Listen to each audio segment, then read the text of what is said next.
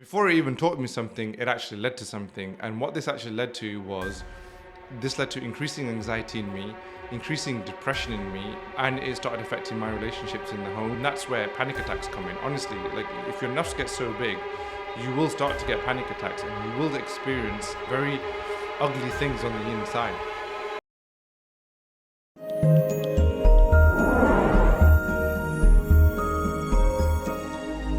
This is a lived experience. This is something that I've learned very acutely myself over the last few years. And I really just want to share it with other people because there are things that we do in our lives and we don't realize that they're actually contributing to our own anxiety or our own depression. There's always external factors that contribute, if you have financial problems, relationship problems, health issues, these things are always contributing factors anyway, right? But there are certain thought patterns we have of our own. There are certain personality traits. I wouldn't call them exactly personality or character traits, but there are certain habits that we have of our own, but they are a direct contributor to our anxiety and depression, even manic psychosis, right? So that's something that I want to talk about today. And as I said, it's a lived experience for me. It's something that I started to understand very acutely over the last few years. And I've realized that this is something that needs to be shared with people out there so that if I've been able to benefit from this, then inshallah, so can others. So the way that this journey started for me is when the pandemic first hit in 2020, early 2020, there were a series of things that I was able to understand very early on, right? I was able to connect the dots about certain things very early on just because I have an interest and I have experience in macroeconomics. I have previous business strategy experience. So I'm able to, my job's always been to connect dots. My job's always been to look at patterns. And because I've had so much experience in dealing with so many other people, I just picked up on certain patterns and things, right? But when you've been blessed with a little bit of foresight and you've got a certain amount of experience in a particular industry or in a particular area, it can become very frustrating when other people don't see the things the way that you see them, right? If people don't have the same worldview as you, it can become really frustrating. And especially if you are coming from a place of genuine concern for others, right? Especially if you have genuine concern for humanity at large or you have genuine concern for the ummah at large, right? Then when people don't really share the same concern as you, they don't share the same worldview as you, or they're not able to understand the things the way that you are, it can become really frustrating, right? And that's exactly what was happening to me. I was able to connect the dots on what was going on with the economy. I was able to understand timing's not really my forte, but I was able to understand that in a short amount of time, apart from all of the health disasters that we were facing with, right, we were about to walk into a major economic crisis, and that was the beginning of our entry into a new world order at that time. But most people weren't seeing things the way that I was seeing them, right? So I was talking about these things on my Facebook, on my Instagram, I was posting stories, I was writing status updates. And I feel differently about this now, but at that time, I felt like people weren't really appreciating what I was saying. The people weren't able to appreciate that I was coming from a place of concern and that I was coming from a place of wanting to inform the people and, educate the people, right? I didn't feel like I was being appreciated for what I was putting out there because I was doing it out of concern. But nonetheless, I was saying all these things, they weren't being appreciated, they weren't being understood, and I just got more and more frustrated. And what ended up happening was that ended up resulting in me getting more and more energetically louder on my Facebook posts. And what I mean by that is that my posts became even more provocative. They became a lot more on the nose, they became a lot more blunt, they became more toxic as well, right? And that, even though it was all from a place of concern and everything, they weren't pleasant to read, these posts, and people were, they were basically just getting people's back up. To just be real about the whole thing, they weren't really being appreciated and people weren't really gelling with them very well. Even though what I was saying was factually quite true, even though what I was saying has now been proven to be true 3 years later, a lot of people are now saying, people say to me, especially on my Discord, people say to me, things that you were saying 3 years ago are now starting to come to the surface. Now they're coming true. And people who weren't prepared to agree with what you were saying then, they're going to have to bite their lips and they're going to have to eat their words because they're going to realize that you were right all along, right? So, I mean, that's all fair enough as things stand, but this all taught me something. But before it even taught me something, it actually led to something. And what this actually led to was this led to increasing anxiety in me, increasing depression in me, and it started affecting my relationships in the home. It started affecting my relationships outside, even like, in a workplace or just in a social gathering. I started becoming very miserable, and I couldn't understand why, if I'm somebody that is coming from a place of genuine concern and I know something that is of real effect to people, is of real concern to other people, it should be considered important to them. Why is it that I'm not getting taken seriously? And also, if I'm not getting taken seriously, why I'm almost getting mocked? Like, why is my reality being denied? I couldn't understand that. And that was making me feel more and more isolated. And I was getting more and more anxious, and I was getting more and more depressed with the whole thing. And I just became very difficult company for people. And things eventually got to a point where I started actually having panic attacks. I started having very difficult episodes, right? I became very confrontational with people. I just became no fun for anybody, right? Now, there were some contributors to that were biological contributors. I'd been misdiagnosed health-wise, and there were a couple of other things that were going on with my health. So they were a major contributor as well. But I can't solely attribute just the biological factors to me becoming like this, right? There were emotional factors, if you want to call it that, emotional or psychological factors that contribute to all of this. And then after all this journey take place, eventually, things started calming down. I managed to start to bring my health under control, and I managed to understand what was going on with me. And I started to claw back this whole anxiety thing and this depression thing, and I managed to start clawing all of it back. Things got so bad, so extreme. I got to the point where I couldn't even watch TV. Sometimes you just switch on the TV and just want to be able to enjoy a TV series, or you just want to be able to enjoy a movie. I couldn't even do that. I couldn't actually take it in. And then I started to understand certain things. I had a conversation with my sheikh, and he explained to me the relationship between the nafs and the heart and the ruh, right? And he explained to me, like, the nafs, the ruh, and the heart, they're essentially the same thing. Obviously the ultimate knowledge is with Allah, but what we understand and what we've been taught is that there are dimensions of each other, and one is always dominant over the other, right? So if the heart is alive, the nafs is dead, or it's almost dead. And if the nafs is alive, then the heart is dead.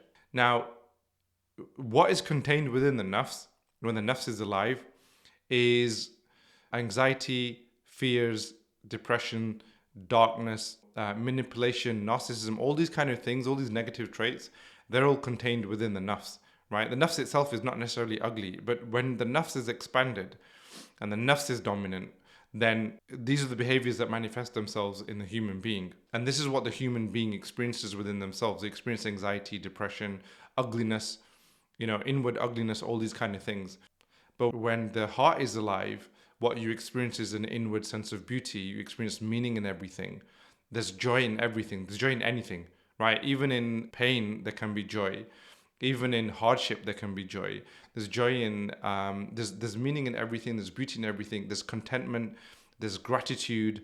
There's surrender to the will of Allah. Like when the nafs is dominant, there's the need for control. There's no surrender to the will of Allah when the nafs is dominant. Because when the heart is alive and when the nafs has died, effectively you're just the ruh. So you're as good as you can be, because it just kind of falls into the ruh. So there's this battle between the heart and the nafs that's always taking place inside of ourselves, right? The key obviously is not to feed the nafs. The more you feed the nafs, the more that you do things that feed the nafs, obviously the more it grows, the more it expands. Like the more you feed your body, obviously the more your stomach expands. It's as simple as that. So when you employ habits that feed the nafs starts to grow. And when you employ habits that kill the nafs, then obviously the nafs starts to die and the heart starts to grow. So obviously this is part of the self-purification and these kind of things, right? So I started to understand this. When he explained this to me, I started to understand what had been going on. Even though I was speaking the truth, as it were, and I was speaking out of concern, when I was writing those posts and when I was talking to people, I was doing it to satisfy my nafs. I wanted to prove the other person wrong.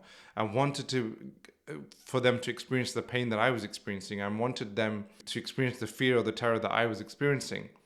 And when that happens, and when I was doing that, all I was actually doing, when I realized, a long time afterwards, like a year later, I realized what I had actually been doing was continually feeding my nafs. That's what I had been doing. Before we continue on this video, I just want to invite you to my Discord community. Look, the world has changed, and it is changing still. And on my Discord, which is a simple mobile app that you can use. You can stay in touch with other like-minded people like me who are staying informed of the things that are happening around the world that are going to affect our daily lives very, very soon. So come and join me on my Discord community, and let's grow together and let's navigate this changing world order together. So even though there was truth in what I was saying, and there was good in what I was saying, what it was doing to me inwardly was it was continuing to expand my nafs. And eventually what happened was it got so big, it just strangled my heart. And that's where panic attacks come in. Honestly, like if your nafs gets so big, you will start to get panic attacks and you will experience very ugly things on the inside. That's what happens, is because we keep feeding it. We develop habits, we make decisions about our lives. You know, in the moment we make a decision and then we do it once, nerve gets fed, it then hungers for it more, it craves it more, and then we keep feeding it, we keep feeding that craving, and it gets bigger and bigger, and then there's no snapping out of it, right? Or it becomes very difficult to snap out of it. That's why it's so important to be very careful about what habits we pick in the first place, because eventually the nafs develops a taste for it, and then develops a craving for it, and then, you know, there becomes a hunger for it all the time. You're constantly getting cravings, and then you want it over and over, and then you stop seeing the danger of it all, because we almost become, you know, like gluttonous about it, right?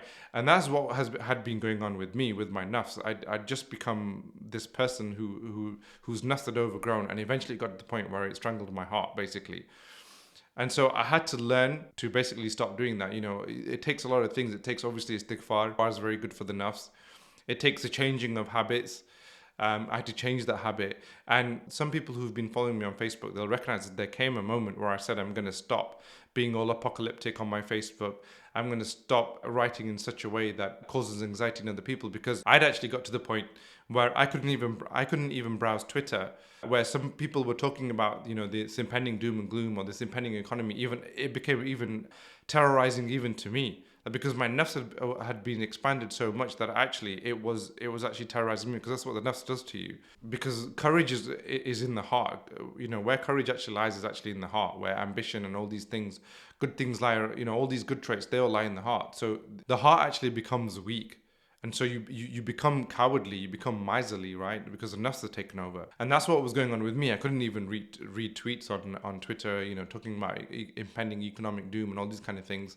Yes, there were contributing biological factors, but a lot of this was my nafs as well. And so I went through a process of, you know, doing istighfars, doing changing those habits, and just finding ways to basically calm the nafs down. Right? Now, there's techniques of how to calm the nafs down and these kind of things are a little bit out of the scope of this video. But the main thing that I wanted to really refer to is when we do things, we're doing them from a place of satisfying our nafs. It's a danger to ourselves. And that's what leads to our own anxiety and our own depression and our own psychosis. Right?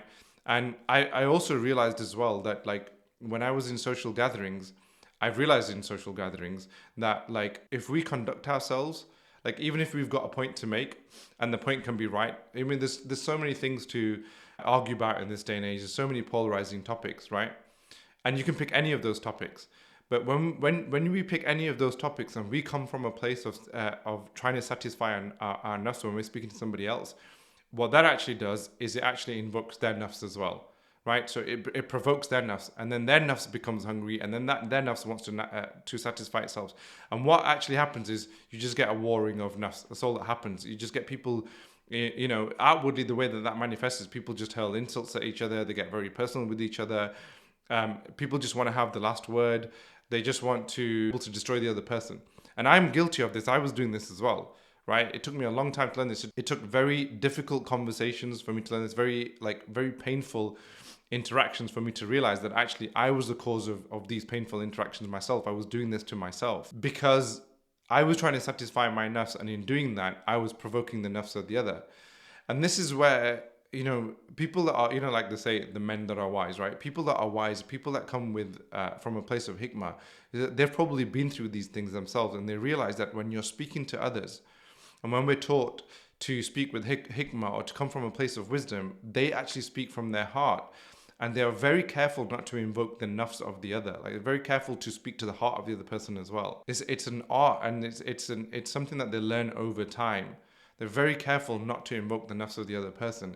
And I haven't mastered this at all. I'm still learning how to do this even now. What I have learned what to do is not to satisfy my own nafs or I'm very careful now not to satisfy my own nafs in when I'm speaking to other people. It's a lot harder in real time when you've got company right in front of you in real time. You can get carried away with yourself and you don't realize it in the moment. The nafs can deceive us, in the moment.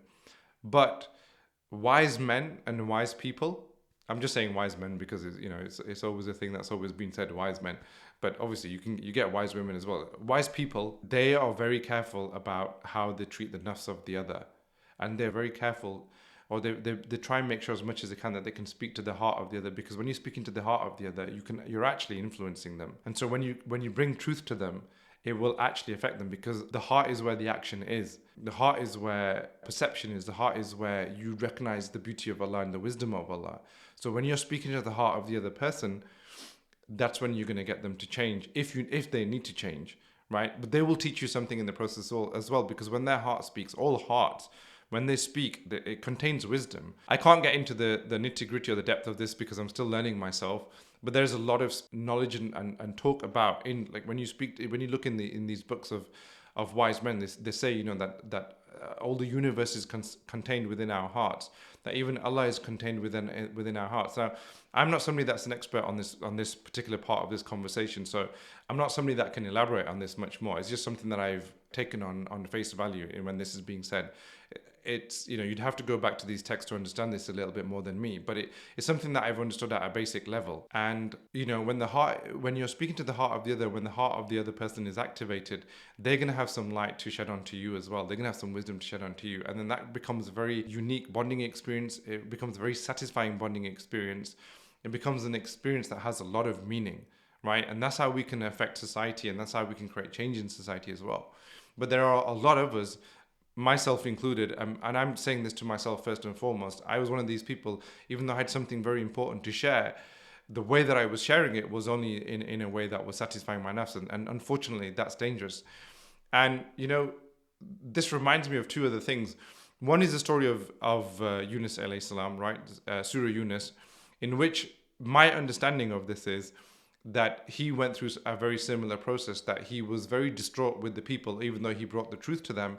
And then Allah taught him by, when he was thrown off the bow and he was kept in a whale. This is my understanding of this. I'm not an expert, Yunus alayhi salam. But this is my understanding of what we're supposed to learn from his story, and what we're supposed to take from that is that even though he had the truth, he was cynical of the people, and he was distraught with them, and Allah wanted him not to be like that with them, that he has to approach them with wisdom. And so that's what I take from this story. But I've noticed this that even in children, if you notice, parents will always say to you that, if a child is agitated and if a child is bothered, you want to get through to them. But if you do it, you do it when you come from a place of anger or agitation. If you're agitated, right, because a child is essentially all nafs. So what happens is you end up agitating the child, and the child ends up just doing the very thing that you didn't want them to do.